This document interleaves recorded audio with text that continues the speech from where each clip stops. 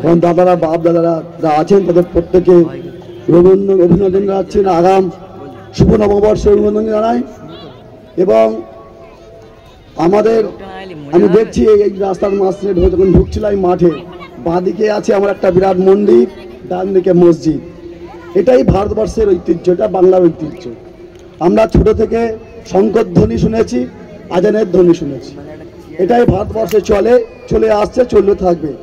যারা যদি বলতে থাকে শুধু শঙ্কর ধ্বনি ঘণ্টার ধ্বনি বাজবে জয় শ্রীরাম হবে আর আজান আল্লাহ আকবার ধ্বনি উঠবে না, তারা মূর্খের স্বর্গরাজ্যে বাস করছে। যারা এই স্বপ্নটা দেখছেন আর যারা দেখাচ্ছেন, যারা হাত মিলাচ্ছেন তাদের সাথে, তারা মহামূর্খ স্বর্গরাজ্যে বাস করছেন। আমি একজন মানবাধিকার কর্মী, আমরা বহু লড়াই সংগ্রামের সঙ্গে যুক্ত। তো আমরা বুঝেছি আমার গলাটা অনেক ভেঙে গেছে। প্রত্যেক দিন 3টে-4টে করে ওয়াকফ সম্পর্কে সভা হচ্ছে। আগামীকাল বাবা সাহেব ডক্টর বি.আর. আম্বেদকরের 125তম জন্মবার্ষিকী। তিনি এই ভারতবর্ষের সংবিধান লিখেছিলেন, যে সংবিধানে 25 থেকে 30 নম্বর ধারায় আজকের মুসলমানরা যে ধর্ম পালন করতে পারছেন, আজকের আপনারা সভা করতে পারছেন, বাবা সাহেবের জন্য। তিনি সংবিধানের 25 নম্বর আর্টিকেলে পরিষ্কার বলেছেন, প্রত্যেকটা ধর্মের মানুষ তার ধর্ম পালন করার, তার ধর্ম প্রচার করার, তার ধর্ম প্রতিষ্ঠান গড়ে তোলার, তার মতবাদ প্রচার করার এ পূর্ণ স্বাধীনতা ভারতের সংবিধান দিয়েছে। এই ভারতের সংবিধানকে যারা ভেঙে দিতে চাইছে, এই ভারতের সংবিধানকে যারা নস্যাৎ করতে চাইছে, তাদের বিরুদ্ধে আমাদের আন্দোলন, তাদের বিরুদ্ধে আমাদের সংগ্রাম। যারা বলতে চাইছে শুধুমাত্র হিন্দু থাকবে, জয় শ্রীরামের ধ্বনি থাকবে, অন্য কোনো ধ্বনি থাকবে না, তারা সাবধান হয়ে যান। শ্রী রামচন্দ্র যদি বেঁচে থাকতো তোমাদের দেখে লজ্জা পেত। কারণ কিছুদিন আগে তোমরা বয়স্ক মানুষকে দাড়ি টুপি রাখার অপরাধে তাকে ধরে দাঁড়িয়ে ধরে উপর পড়াচ্ছ। এইটা কোনো হিন্দু চাইনি, রামচন্দ্র চাইনি। এইটা যারা করছেন তারা ভেবে রাখুন, আমরা মহাসুরকে বাস করছেন। যে বয়স্ক মানুষটা এখানে আপনি হিন্দু ধর্ম পালন করছেন, আপনি ভালো বুকের হাত দিয়ে চেষ্টা করুন, বলুন ভাবুন তো যে আপনি কোনোদিন ভেবেছেন আপনার সন্তানকা কোনো মুসলমান দাড়ি টুপি দেখলে তাকে জঙ্গি বলবে, তাকে বলবে সন্ত্রাসী, সে বলবে তোমার ধর্ম পালন করতে পারবে না, তুমি দেশ ছাড়তে হবে। এই বয়স্ক লোকগুলো ভাবেনি আজকে তাদের সন্তানগুলো এই অবস্থা তুলছে। কেন তুলছে? আসলে তারা অবস্থা তুলছে না, তাদের আওয়াজ তোলানো হচ্ছে। এর পিছনে আছে মহা চক্রান্তকারী, স্বৈরাচারী, সাম্রাজ্যবাদী শক্তির ঘর কিছু মানুষ, সব মানুষ নয়। ভারতবর্ষের 70% মানুষ আজ গণতন্ত্রের পক্ষে, 70% মানুষ সংবিধানের পক্ষে, 70% মানুষ সাম্প্রদায়িক সম্প্রীতির পক্ষে, 70% মানুষ ভারতের হিন্দু, শিখ, খ্রিস্টান, জৈন, পার্সি প্রত্যেকটা ধর্মের মিলনের পক্ষে। বাকি কিছু সংখ্যক কুচক্রী মানুষ তারা হিন্দু মুসলমানের দাঙ্গা লাগাতে চাইছে, হিন্দু মুসলমানদের ভেদাভেদ করতে চাইছে। এই ভেদাভেদে পা দেবেন না। আমি দুঃখিত, ব্যথিত হলাম যে এত হাজার হাজার মানুষের একটা মিছিল গেল। এই মিছিলের মধ্যে যদি কোনো আশা করছি কেই কোন রকম উত্তেজিত হবেন না, প্ররোচনায় পা দেবেন না। কারণ কিছুদিন আগে মুর্শিদাবাদের সুতিতে আমরা দেখেছেন একটি খারাপ ঘটনা ঘটে গেছে। যে ঘটনা ঘটেছে আমার মুসলিম ইয়ং যুবক ভাইয়েরা অনেক ভাবে রাগ মাত্রে মানুষের জীবন নিয়েছে। আমরা প্রত্যেকটা মানুষের জীবনের পক্ষে, প্রত্যেকটা মানুষের জীবনে মহামূল্যবান জীবন। এই জীবনকে যারা কারাগারি করে, এই জীবনে যারা ছিনিমিনি খেলে, তাদের পক্ষে আমরা নই। আমরা মানবাধিকার কর্মী, আমরা জোর গলায় বলতে চাই প্রত্যেকটা মানুষের তার ধর্মচারণ করার, তার ধর্মনীতি পালন করার, এই প্রচার করার পূর্ণ স্বাধীনতা আছে। এই সংবিধান আমার সংবিধান দিয়েছে। কাজী বাবা সাহেব ডক্টর বি.আর. আম্বেদকরের আগামীকাল জন্মদিন।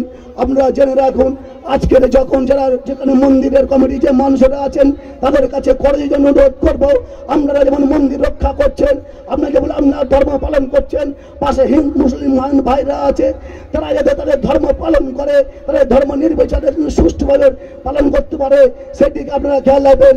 কারণ হিন্দু ধর্ম এটাই শিখেছে, হিন্দু ধর্ম সহিষ্ণুতার ধর্ম আপনারা প্রচার করে থাকেন। স্বামী বিবেকানন্দের আগে তো হিন্দু ধর্মকে বড় কথা ছিলেন না। তার ধর্ম যদি শিখতে হয় আপনি শিখবেন বিবেকানন্দের থেকে, আপনি ধর্ম বাণী যদি শিখতে হয় শ্রী রামকৃষ্ণ পরমহংসদেবের থেকে, আপনি যদি হিন্দু ধর্ম শিখতে হয় শ্রী রবীন্দ্রনাথ ঠাকুরের থেকে, আপনি যদি হিন্দু ধর্ম শিখতে হয় শ্রী বিদ্যাসাগর থেকে। এদের থেকে আপনি ধর্মের বাণী শুনুন, এদের থেকে ধর্ম শিখুন। আপনি নিশ্চয় নরেন্দ্র মোদী, অমিত শাহ এই কুলাঙ্গারের থেকে ধর্ম শিখবেন না, এই কুলাঙ্গারদের ধর্ম শিখবেন না। শুভেন্দু দিল্লি বিকেন্দ্র থেকে এরা মানুষের মাঝে ভেদাভেদ চায়, মানুষের মাঝে হিংসা চায়, মানুষের মধ্যে ওই কোন নষ্ট করতে চায়। এদের থেকে ধর্ম করে অনুরোধ করছি, এদের থেকে ধর্ম শিখে দেবেন না। কারণ এরা যে ধর্মের কথা বলে, হিন্দু ধর্ম সেই রকম কথা বলে না। হিন্দু ধর্ম প্রত্যেকটা মানুষের তো ভালো চায়। আমরা দেখেছি মহাভারত রামায়ণ যদি পড়ি, আমরা বেদ গীতা উপনিষদ যদি পড়ি, সেখানে পরিষ্কার ভাবে মানুষের মিলনের কথা বলা হয়েছে, মানুষের বিনা করে জীবন নষ্ট না বলা নেই। তাহলে কেন আমরা ঘরে ছেলেরা জয় শ্রীরাম বলে একজন মুসলিমকে জোর করে বলবে জয় শ্রীরাম বলো, আমাদেরকে পেটানো হবে, মারা হবে? এই কথা যখন বলছেন, আপনার বয়স্ক মানুষেরা যারা হিন্দু ধর্ম পালন করছেন, কেন ঢুকে দাঁড়াবেন না? কেন রাস্তায় নামেন না? আজকে যখন আন্দোলনে মুসলমান ভাইয়ের এখানে আন্দোলন সংগঠন করেছে, তা আপনাদের সাগর এগিয়ে আসা উচিত, বলা উচিত যে প্রত্যেকটা মানুষের ধর্ম এখানে থাকবে।